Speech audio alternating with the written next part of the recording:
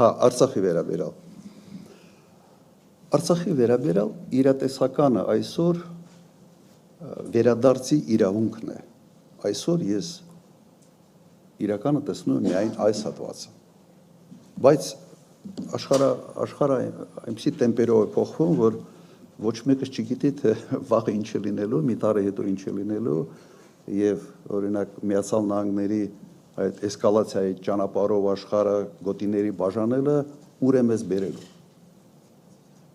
Այսօր մենք միայն կարող ենք ինչ-որ սցենարներ մշակել, սցենարների մասին մտածել, կարող է սցենար լինի, որ այո, շատ բարենպաստ լինի մեզ համար,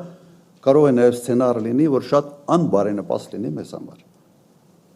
Դրա համար այսօր միայն խոսում ենք